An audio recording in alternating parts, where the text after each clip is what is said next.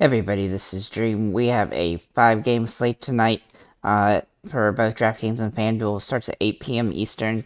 Actually, a pretty decent little slate. Not a ton of injuries, which is kind of a relief. I mean, I say not a ton, but there's still quite a few.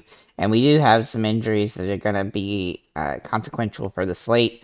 Let's get into the injury report here. So for the Mavs, we have Keebler out and Powell doubtful. For the Cavs, we have Love questionable and Wade out. For the Rockets, we have Tate out. For the Jazz, Sexton is out. For the Bucks, Giannis is questionable. Holiday is probable, and Middleton is out. For the Grizzlies, Bane is out. For the Thunder, Dort, Baisley, and Williams are all questionable, and Robinson Earl is out. For the Pelicans, Ingram remains out, and for the Suns, Ayton, Cam Payne, and Cam Johnson are all out. So we have a lot of injuries, but not too many to we have to wait on, except for the Bucks, really. But that could really play with the slate here, so we'll have to wait and see what Milwaukee does. But overall, the good thing is that their game starts at 8, so we should get that news early, so that's good as well. Let's go and get into the players I do like here at this point. For DraftKings first, so for Jalen Green is one of my core plays today. He's been playing really well lately. He's only had a couple rough games, and he's price actually came down some for some reason. So I guess it's due to matchup, but he's in a pretty good spot here, and he's getting plenty of minutes and plenty of shot opportunities. So I do think he's a decent play on the slate, especially with there not being a ton of good value and stuff like that. Pokovitsky for Oklahoma City. He's just too cheap for what his potential is here. He has big time upside, but his minutes have been sporadic lately. But with some injuries there, he should get at least 25 minutes, and I expect him to play well on those minutes. So that's why I have him here. And then Christian Wood, with some of the injuries to Dallas, he's going to have some opportunity here to get a bit more minutes, and he's been playing pretty well lately. He's a little bit inconsistent because he comes off the bench, but he should get plenty of minutes today, and this is a good matchup for him to do well in. Obviously, it's a tough matchup. It's the only game on the slate that's kind of low scoring, so do keep that in mind, the Dallas-Cleveland game. But he does have good upside in this matchup regardless. Then for other guys we're going to take a look at here, we're going to take a look at Josh Giddey. Giddey's been playing pretty well lately, and with injuries to Thunder, he should get more run. He's been getting a lot of shot opportunities, and he's getting plenty of minutes. And he gets rebounds and stuff too.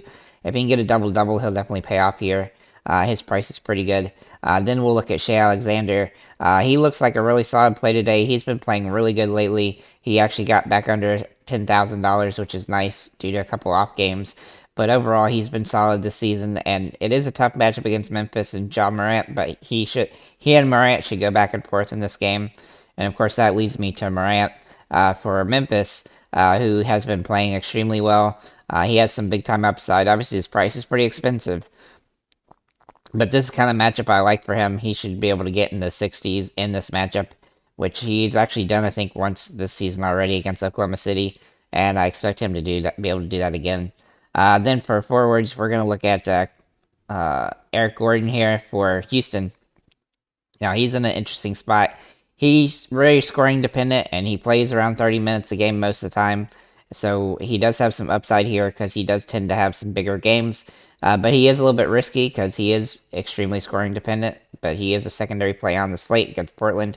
And then Bobby Portis, with what we know so far, with what Milwaukee's going to do, he should get plenty of minutes today, somewhere in the mid 20s and maybe the low 30s.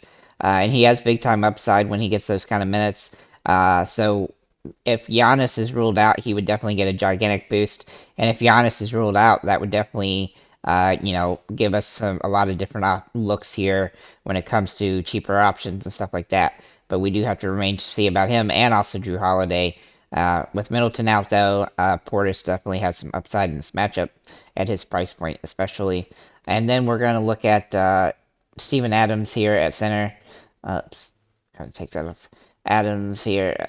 He looks like one of the better centers on the slate. There's really not a ton of great options at center. Now, you can move Bobby Portis into center if you want, or Christian Wood for that matter. But if you do want a guy that's locked in at center, then Steven Adams is probably one of the safer plays on the slate against Oklahoma City here, though he does tend to be sporadic with minutes, and he's only been getting around 20 minutes last 3 games. But he does have some upside because he does get blocks and everything else. but he's still a little bit risky as a result. But the other option here is going to be the Phoenix backcourt here for centers, where we have Landale and Biombo. They're both at 38 and 3,900 bucks. Last game Biombo started, but Landale actually played more and got got a big fantasy game. His price point is still pretty good here on DraftKings, though. He came up extremely high on FanDuel, but if it may end up being where they don't start Biombo. But Biombo is still interesting if he does start. So it's it's gonna be kind of hard to decide which one you might want to utilize. But if you need a value play, one of these guys is probably going to be a good option on the slate. So that's what I have for DraftKings. Let's go and get over to FanDuel here. Now we're going to start with Shea Alexander for Oklahoma City. He is in a pretty good spot here against Memphis, and he should be able to play well and have good upside in this matchup. I expect him and Morant to go back and forth head to head quite a bit in this game. And then Morant, he obviously looks like a really great play today against Oklahoma City. He's had some big games against them in the past, and I look for that to continue. He is a little bit better buy on DraftKings and FanDuel, but he's still viable over here. Devin Booker also looks kind of decent here on FanDuel, but he hasn't been good the last few games, so do keep that in mind. But if he can get back on track, then this is a good place to do it, and his price has come down some. And then Josh Giddey for Oklahoma City. He looks like he's in a good spot here. Obviously, his price is up, but he has some upside in this matchup, the way that the Thunder are playing, but especially with injuries and stuff like that. Then we'll look at Eric Gordon here for Houston.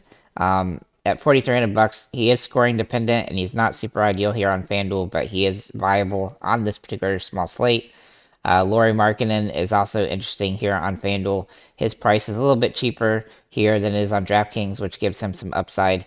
Not only that, but he's been playing a full complement of minutes since he's been back from injury. So I think he's in a good spot here in this matchup. And he's been pretty consistent lately, especially if Giannis is out.